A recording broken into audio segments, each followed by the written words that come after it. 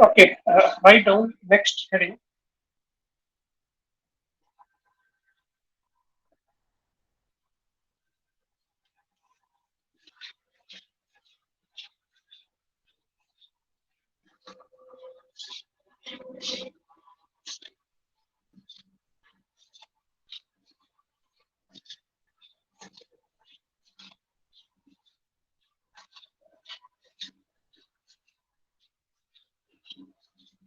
Mutual induction. Write down next heading. Mutual induction.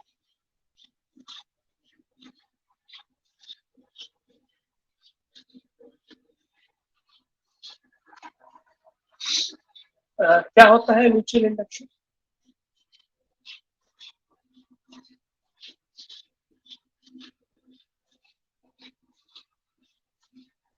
Write down the phenomenon of production of induced EMF.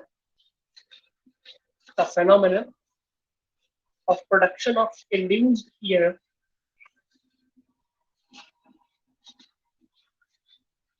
the phenomenon of production of induced EMF in in one coil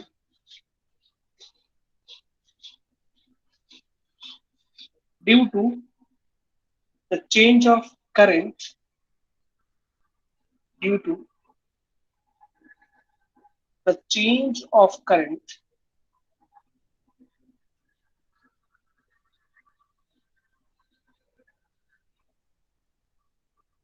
due to the change of current in the neighboring coil due to the change in current in the neighboring coil.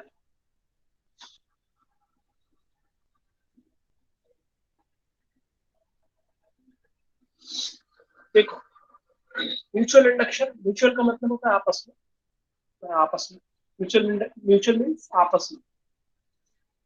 पहली बार हमने दो चीजें पढ़ी, दो चीजों का आप ध्यान रखोगे तो म्यूचुअल इंडक्शन समझ में आ जाएगा। मोस्ट इंपॉर्टेंट टॉपिक है ना। म्यूचुअल इंडक्शन बहुत आराम से समझ में आ जाएगा अगर हम दो पॉइंट को याद रखें। हालांकि ये पहले पढ़ चुके। पहली बात, पहला पॉइंट ये है कि अगर किसी कॉइल में हम करंट को इंक्रीज करते हैं या करंट को सेटअप करते हैं तो इसके अंदर मैग्नेटिक फील्ड जनरेट होगी। यस और नो? किसी कॉइल में अगर हम करंट सेटअप करते हैं तो मैग्नेटिक फील्ड सेटअप होती है, और अगर करंट को इंक्रीज करते हैं तो मैग्नेटिक फील्ड जो सेटअप हो चुकी है वो इंक्रीज होती है। और अगर हम करंट को डिक्रीज करते हैं मैग्नेटिक फील्ड भी डिक्रीज करती है। और इसका फॉर्मूला आपने पढ़ा हुआ है क्या? P is equal to mu naught times N. कोई दिक्कत है क्या? मुझे नहीं लगता कोई दिक्कत होगी। That is the first. चाहो तो आप साइड में नोट कर सकते हो। It is not included in the theory of mutual induction, it is separate. आप कहीं साइड में लिख सकते हो या उसी में नीचे लिख के आप ब्लॉक बना सकते हो। It is not in the theory. First point. दूसरा पॉइंट था कि अगर कोई क्वाइल हो अकॉर्डिंग टू फैराडेज लॉ, अगर कोई क्वाइल हो इससे रिलेटेड जो मैग्नेटिक फ्लक्स है अगर वो चेंज होता है तो E is equal to minus N D phi upon G. मतलब क्या हुआ कि अगर किसी कॉइल से लिंक मैग्नेटिक फील्ड या मैग्नेटिक फ्लक्स में चेंजमेंट होता है तो हम कहते हैं कि इसके cross induced EMF hence induced current induce होती है, और वो होती है minus N D phi upon D. क्या समझ? कि अगर हम करंट किसी किसी कॉइल को करंट देते हैं तो वो मैग्नेटिक फील्ड जनरेट करता है, और अगर हम मैग्नेटिक फील्ड में वेरिएशन करते हैं तो उसमें ईएमएफ यानी करंट डेवलप होती है। करंट को एक कॉइल में देते हैं, दूसरे कॉइल में करंट जनरेट, है ना। ये कंसेप्ट का यूज होता है म्यूचुअल इंडक्शन। समझ में आई बात? तो इसको साइड में आप नोट कर सकते। इसमें कहा क्या गया है म्यूचुअल इंडक्शन में कि यहाँ पे दो कॉइल होते हैं, दो कॉइल, है ना। एक कॉइल इस तरह से, है ना, इसमें करंट हम देते हैं, और बाद में यहाँ पे एक कॉइल होती है नेबर बेस पे, इसको प्राइमरी कॉइल कहते हैं, इसको सेकेंडरी कॉइल। ठीक है जी, नोट डाउन।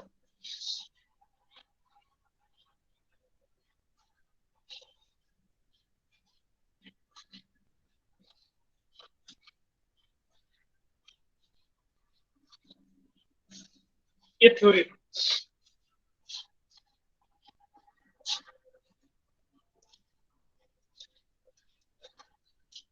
या तो फिगर ऐसे बनेगा, या फिगर आप ऐसे भी बना सकते। This is the larger coil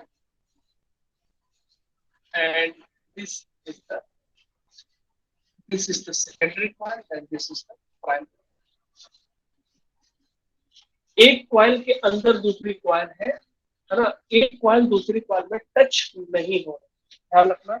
इसका फिगर इस तरह से बना हुआ है, ये दो कॉइल है, एक की रेडियस ज्यादा है और दूसरी कॉइल है, दूसरी की रेडियस कम। ठीक है, ठीक है, लेकिन एक दूसरे को टच नहीं कर रहे। ध्यान रखना कि ये दोनों कॉइल इस तरह से बनी हुई है कि ये एक दूसरे को टच नहीं कर रहे। ठीक है जी, कोई दिक्कत है किसी को? ऐसे बनो चाहे ऐसे। तो बेसिक कंसेप्ट क्या है? बेसिक कंसेप्ट ये है, अगर प्राइमरी कॉइल में हम करंट को देंगे, प्राइमरी कॉइल में हम करंट को देंगे, तो ये मैग्नेटिक फील्ड को जनरेट करेगा, और इसी मैग्नेटिक फील्ड का यूज सेकेंडरी कॉइल करेगी टू इंड्यूस द ईएमएफ और टू इंड्यूस द करंट। अगर मैं इसको इस तरह से कनेक्ट कर दूंगा एक गैल्वेनोमीटर से, तो इसमें क्या होगी, करंट करंट प्रोड्यूस हो जाएगी। इसको मैं अगर कर दूंगा तो इसमें क्या होगी, एक करंट प्रोड्यूस होगा। देख लेना ध्यान से। पहली बात इसमें अगर करंट होगी तो मैग्नेटिक फील्ड जनरेट करेगा, इस मैग्नेटिक फील्ड का यूज करके दूसरा वाला क्या करेगा, करंट को इंड्यूस करेगा। लेकिन हम जानते हैं, हमारे पास जो फॉर्मूला है फैराडेज लॉ वाला, वो कहता है according to the Faraday's law, according to the Faraday's law minus n d phi upon d, इसमें वेरिएशन होना, फ्लक्स में वेरिएशन होना चाहिए।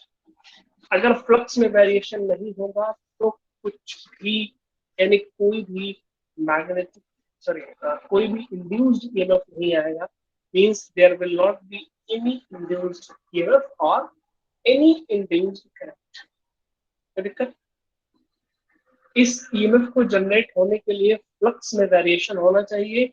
मींस मैग्नेटिक एरिया में कोई चेंजमेंट हो नहीं रहा, है ना। इसलिए हम क्या बोलेंगे, कॉइल के एरिया में कोई चेंजमेंट नहीं हो रहा, सर्कुलर एरिया, तो क्या बोलेंगे कि मैग्नेटिक फील्ड में वेरिएशन होना चाहिए। मैग्नेटिक फील्ड में वेरिएशन होना चाहिए, क्या मतलब क्या हुआ कि हम करंट में वेरिएशन करेंगे, because B is equal to mu naught times N I. Magnetic field depends on the current and it is directly proportional to the current.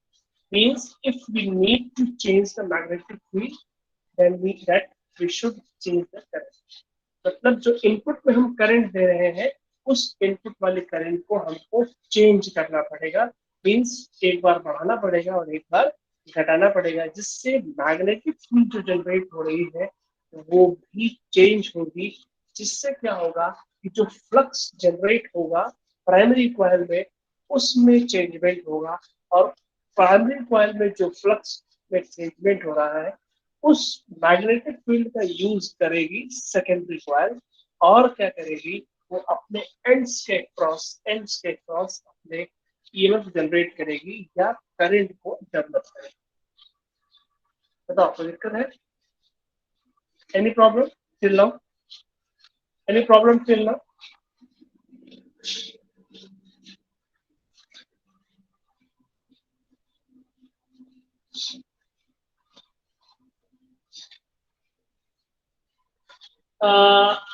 AC current ले लेंगे तभी yes, AC generate, AC current पे ही ऐसा होगा, means alternating current पे ही ये work करेगा, direct current यानी डीसी पे ये वर्क नहीं करेगा, है ना?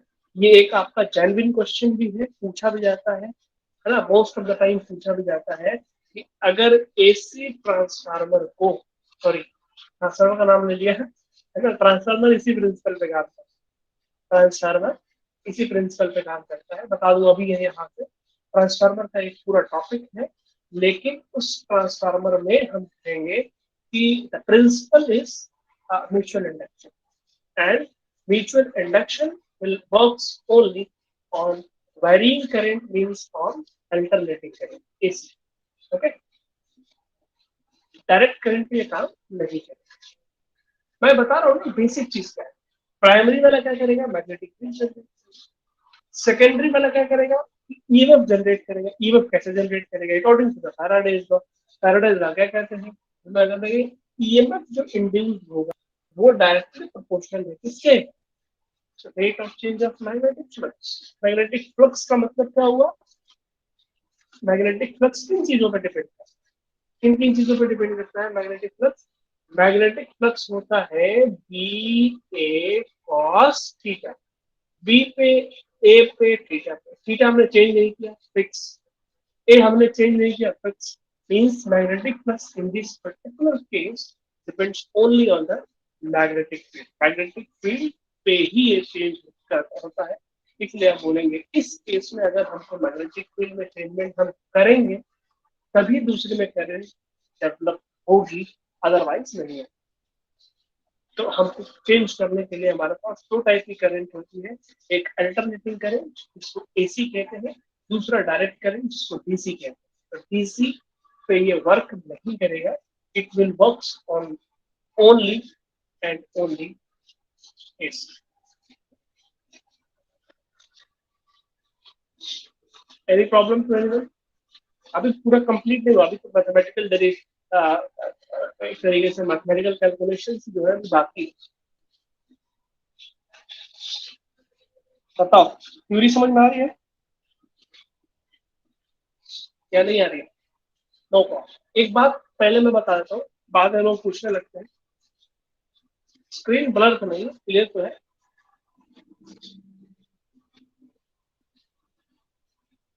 थोड़ा सा ब्लर है, बहुत हाई स्पीड तो नहीं आ रही है, लेकिन थोड़ा सा कम स्पीड आ रही है, लेकिन बहुत लो स्पीड भी नहीं। क्लियर है ना? बताओ बाकी लोग, मेरे को क्लियर दिख रही है, बहुत लो स्पीड है, स्पीड लो है लेकिन बहुत लो नहीं। क्लियर है, जानता हूँ। ठीक है, अभी ये सब लिखना नहीं है, तो मैं ऐसे समझा रहा, अभी लिखवाऊंगा डिटेल, ये फिगर बना लेना तो ठीक है। स्टूडेंट्स में प्रॉब्लम क्या है, प्रॉब्लम कहते हैं देखिए यहाँ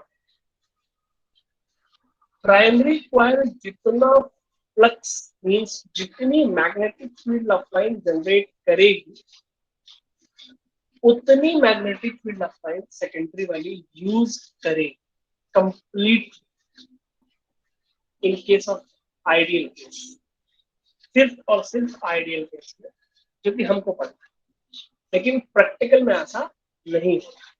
प्रैक्टिकल में क्या होता है कि जितना फ्लक्स प्राइमरी जनरेट कर रहा होता है सेकेंडरी वाला उतना यूज नहीं करता, means there is a loss.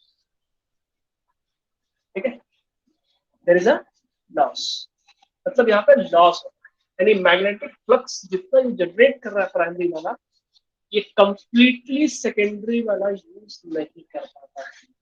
ठीक है जी, इसको हम बोलते हैं, क्या बोलते हैं, इसको हम बोलते हैं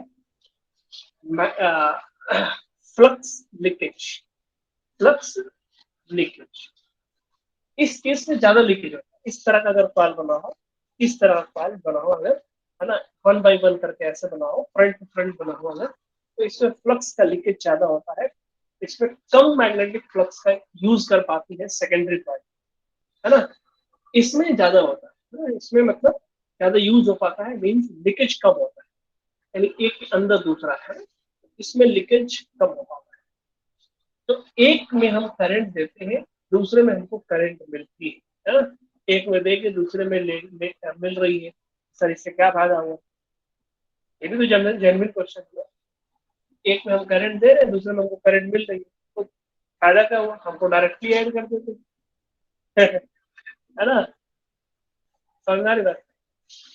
कुछ खुद से भी दिमाग में आता है या सब मुझे ही बताना पड़ेगा? अरे जेनविन क्वेश्चन हो सकता है ना, जेनविन क्वेश्चन हो सकता है कि सर हम इसमें करंट करंट दे रहे हैं और इसमें करंट हमको मिल रही है, तो फिर ये सब फिर बीच बीच में हमको इतना ज्यादा ये सब सेटअप करने की क्या जरूरत? कोई भी पूछ सकते हैं। बिल्कुल सही बात, बिल्कुल सही बात। तो इसमें थोड़ा आता है, अभी बताऊंगा, अभी नहीं, ट्रांसफर बताऊंगा, ट्रांसफर में पढ़ाऊंगा तो क्यों हम इसका यूज करते हैं। Means the application of mutual induction is use in transformer. Transformer इतने बड़े बड़े लगे होते हैं, इतना खर्चा होता है उसमें, ऐसे नहीं हवा नहीं लगा देते हैं, उसमें कुछ यूज होता है, इसलिए ट्रांसफार्मर लगाए जाते हैं। ट्रांसफार्मर बहुत जगह पे यूज होते हैं। हाँ। हम्म। तो इसके नीचे लिखो आप, हेडिंग इसी के नीचे, coefficient of mutual induction, coefficient of mutual induction.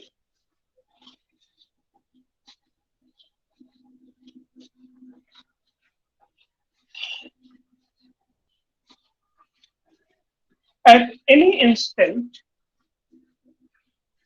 at any instant, magnetic flux, at any instant, magnetic flux linked with the secondary coil,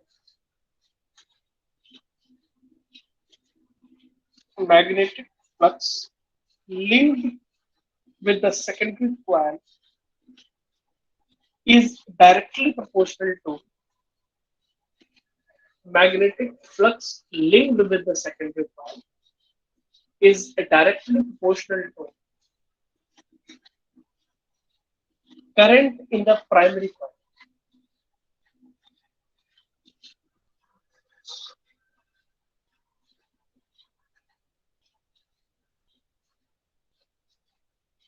Current in the primary coil.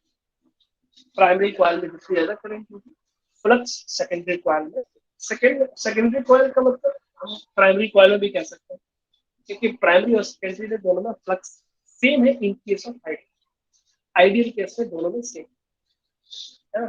तो लेकिन कंसेप्ट को याद रखना, phi is equal to M R, यानी M is equal to phi by I. That coefficient is called coefficient of coefficient of mutual induction. M is what? Coefficient of mutual induction या mutual inductance भी कहते हैं, coefficient of mutual induction या mutual inductance।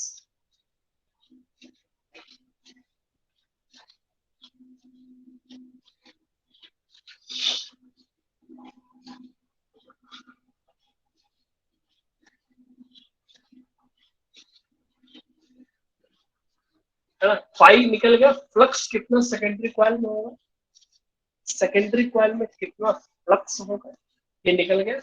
इसलिए हम कहेंगे कि लिखो induced EMF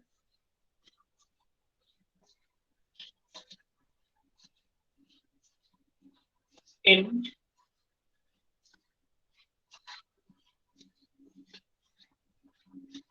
secondary coil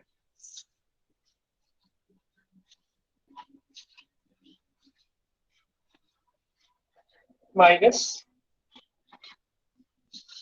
M को ना लिखो तो कोई दिक्कत नहीं है, हमने मान लिया, ऐसे लिखना चाहिए। हम मान लेते हैं टोटल फ्लक्स है ना, यहाँ पे हो जाएगा हमारा minus D upon D, pi के प्लस में कितना हो जाएगा M I minus M D I upon D.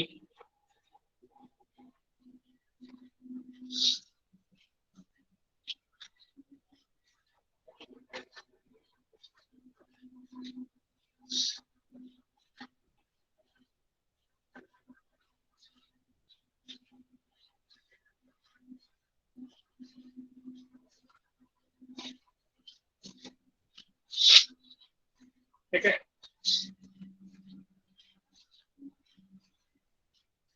Unit of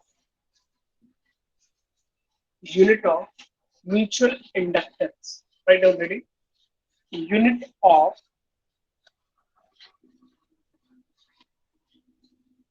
mutual inductance.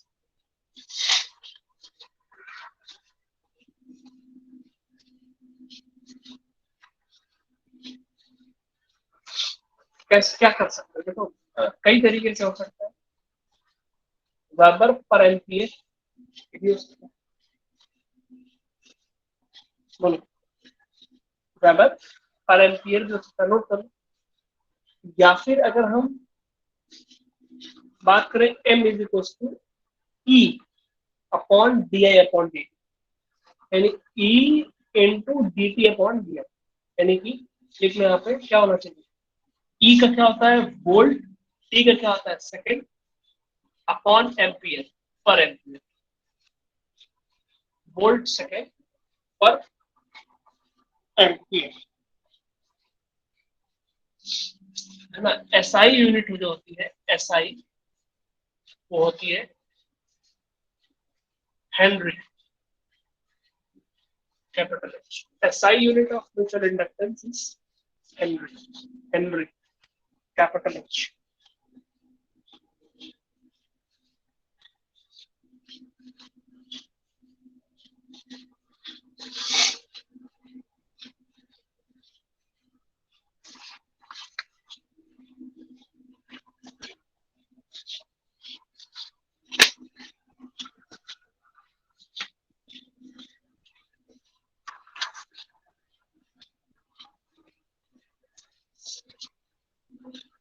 हो गया, okay next, write down heading. ये तो म्यूचुअल इंडक्शन हो गया, लेकिन इसका म्यूचुअल इंडक्शन हम अगर सोलेनॉइड की बात करें तो क्या होगा, note down, mutual inductance of two long solenoid, mutual inductance of two long solenoid, mutual inductance of two long solenoid, mutual inductance of two long solenoid,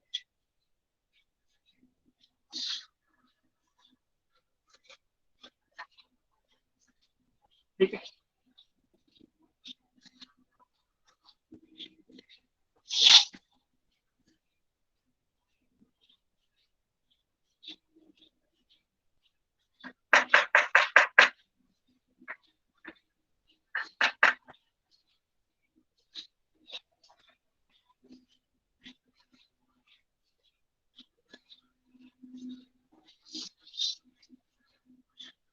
to long solenoid, तो ऐसे बना लेना, ये सोलेनॉइड हो गई, फिर दूसरा वाला हो गया ऐसे, है ना।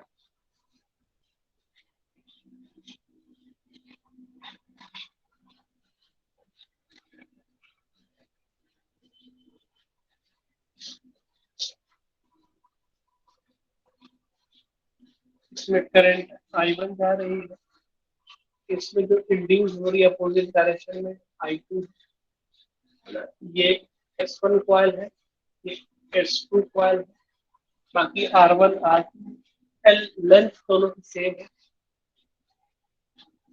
दोनों की लेंथ हमने सेम मानी, लेंथ सेम है बट रेडियस R1 आ गया, किसकी R1 है इसकी R1।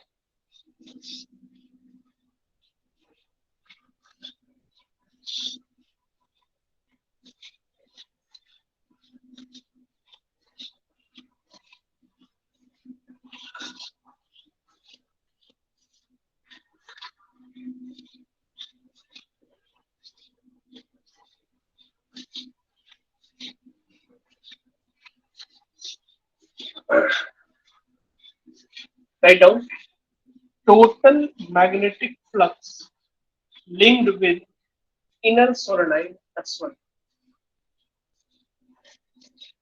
Total flux linked with inner solenoid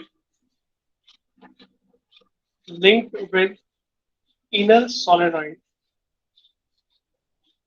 S1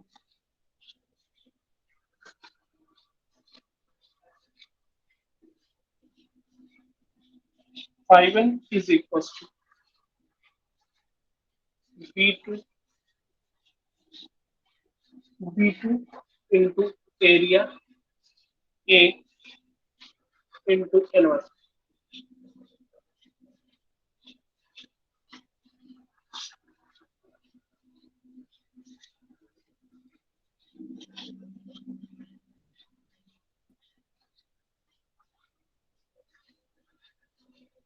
Mu naught times N2 I2 in place of V2 A1 N1.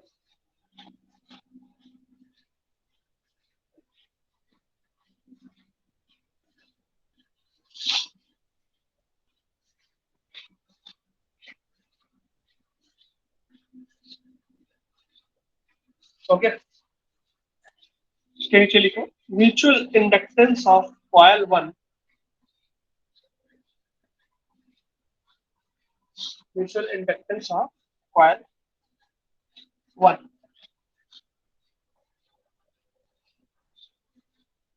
M is equals to phi1 upon I2 flux upon यहाँ पे है ना M by M equals to phi by I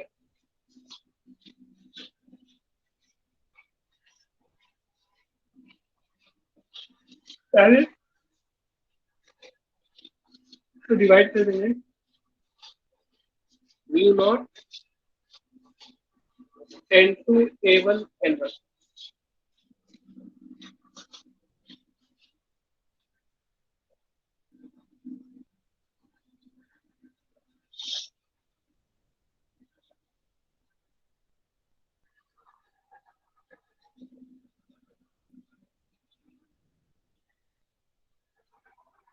ठीक है।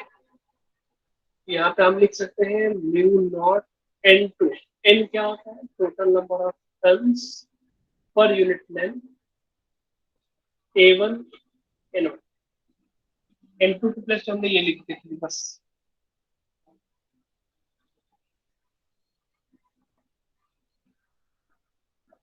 तो चाहो तो और सिंप्लीफाई कर सकते हो M is equal to mu naught N1 N2 A1 upon N N1 N2 A1 upon N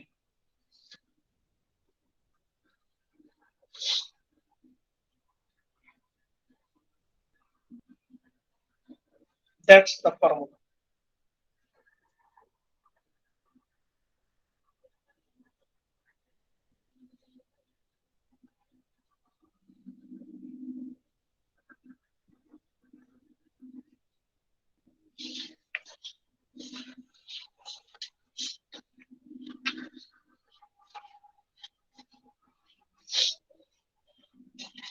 note down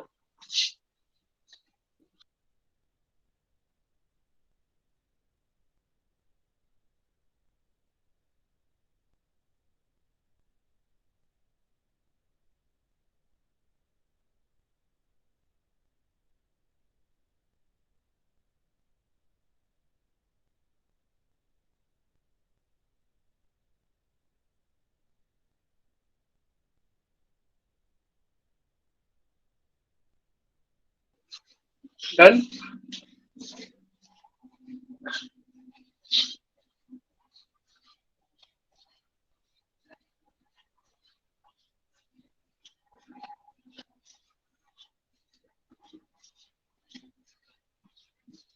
Okay.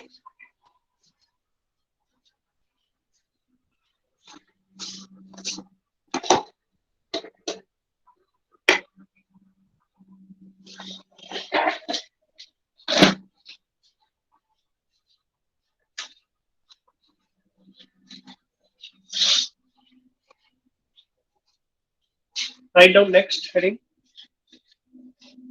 Self inductance. A self induction. Write down. जैसे म्यूचुअल इंडक्शन होता है वैसे सेल्फ इंडक्शन होता है. एक ही कॉइल में दोनों process होते हैं. एक ही कॉइल में दोनों प्रोसेस होते हैं, है ना. दोनों लॉ एक साथ एक ही कॉइल में, अलग अलग दो कॉइलें नहीं होती, है ना. एक ही खुद ही के कॉइल में. Self induction. The phenomenon of production of induced EMF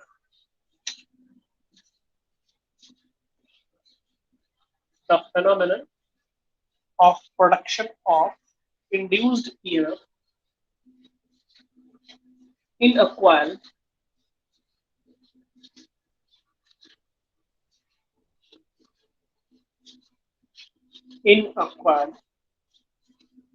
when a changing current passes through it. When a changing current passes through it.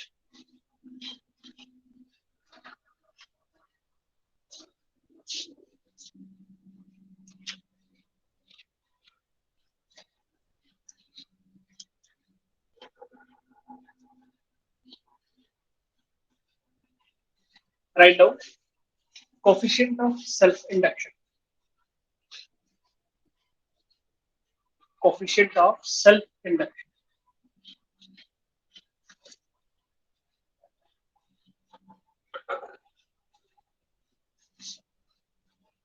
Phi is directly proportional to y. इसमें phi 1, phi 2, I1, I2 नहीं हो. Phi is equal to Li. वहाँ पे M था, यहाँ पे L. वहाँ पे M मतलब म्यूचुअल इंडक्शन था, दो कॉइल थे. यहाँ पे phi is equal to L time I, यानी सेल्फ इंडक्टेंस को L है ना.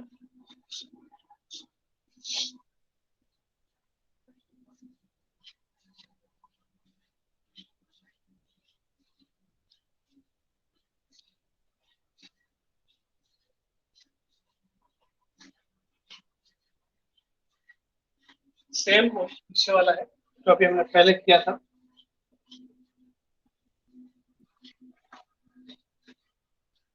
Okay.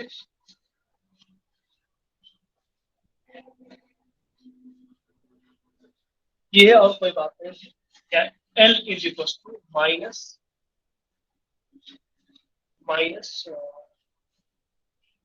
E upon DI upon dt.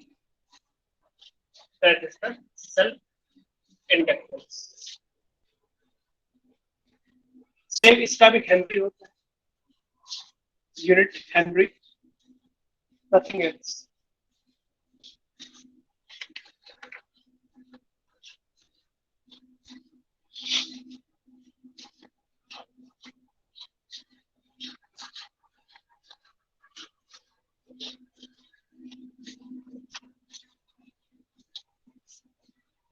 Write down question. What is the self-inductance of a coil? What is the self-inductance of the coil?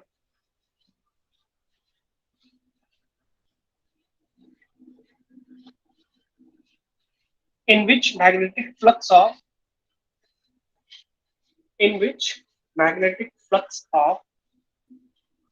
40 milliweber. In which magnetic flux of 40 milliweber, MWB, milliweber, is produced when 2 amperes 2 ampere current flows through it. When 2 ampere current flows through it. ठीक है, calculate करो फटाफट। Formula आपके पास है L equal to 5/I and 5 is equal to, आपको पता है दिया हुआ है 40 milli weber. L equal to 5/I।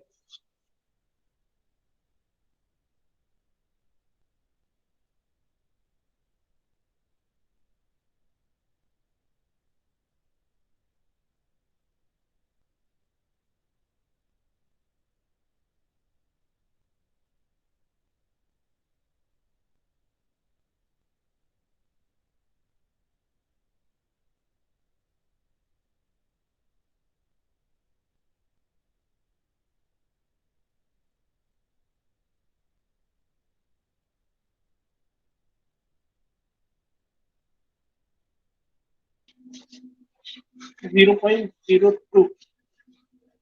हाँ ठीक। 20 into 10⁻3, 2 into 10⁻²।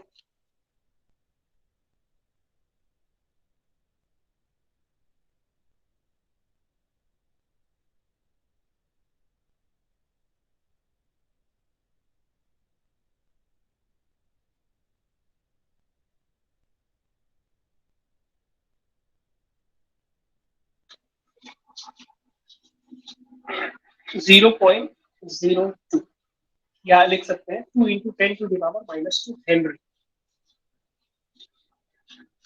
Okay,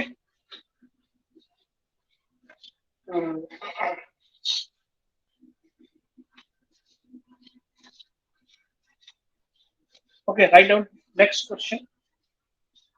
If a rate of change of current, if the rate of change of current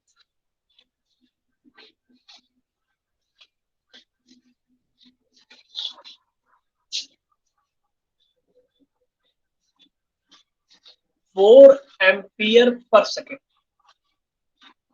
4 ampere per second induces an EMF of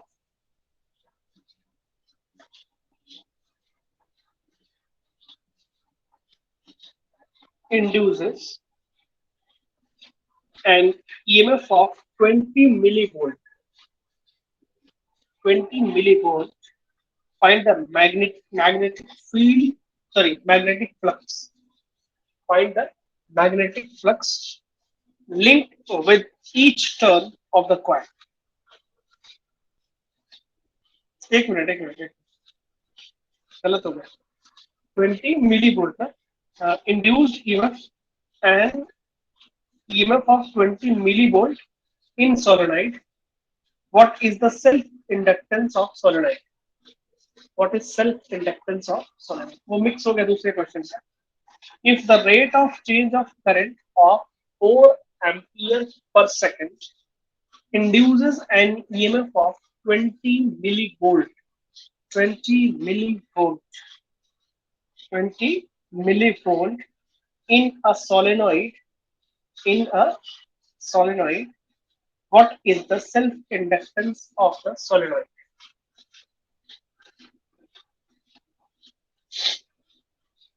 है ना, यहाँ पे देख लो मैग्नीट्यूड की अगर हम बात करें तो 20 मिलीवोल्ट दिया हुआ है, तो magnitude of EMF is what, magnitude of, ऐसे होता है ना फॉर्मूला, L इज इक्वल, या ऐसे कर सकते हैं minus L DI upon DT। Magnitude की बात करें तो L DI upon DT। Magnitude दिया हुआ है, हमको निकालना क्या है, what is the self inductance? L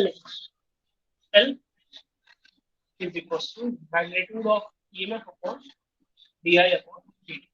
देखो यहाँ पे 4 ampere per second means DI upon DT ही गिवन है ना, और यहाँ पे आपका 20 मिली, 20 into 10 to the power minus 2 upon 4, यानी 5 into 10 to the power minus 3 Henry, है ना, या हम इसको कह सकते हैं 5 mH मिली हेनरी। है ना, 5 मिली हेनरी, 5 मिली हेनरी है ना, 1000 से मल्टीप्लाई कर देंगे तो it will be converted into milli henry. ठीक है, बाकी क्वेश्चंस और भी हैं इसमें, आप चाहो तो कर सकते हैं। This is all about this chapter, this is all about this chapter. कोई दिक्कत, कोई problem, anyone, any problem? This is all about this chapter. बहुत बड़ा चैप्टर नहीं था, आसान चैप्टर भी था। Sir, the topic AC generator is left. AC generator में एसी में पढ़ा हूँ।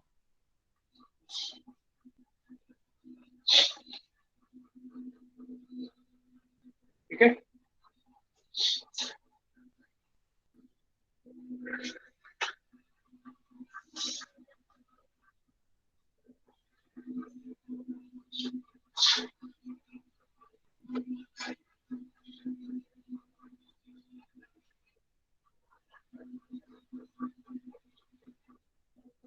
एसी जनरेटर को मैं AC alternating current chapter number 7 पढ़ा दूंगा उसमें। चैप्टर नंबर 7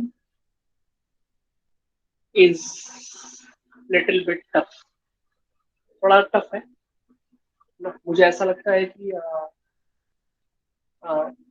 सब सारे चैप्टर से टफ पड़ेगा, मुझे ऐसा लगता है। थोड़ा सा आप लोगों को इजी लगे। ठीक है, कुछ क्वेश्चंस भेज देता हूँ, आप लोग उसको प्रैक्टिस कर लेना इस चैप्टर को। ठीक है, एसी जनरेटर के अलावा कोई और टॉपिक तो नहीं छूटा ना? होगा तो बता देना। वैसे मेरे मेरे अकॉर्डिंग तो सारा मैंने कवर कर दिया। एसी जनरेटर में वैसे एसी में पढ़ाता हूँ, कोई नहीं। ठीक है, you may leave the class, you may leave the class after writing your attendance, after writing your attendance you may leave the class.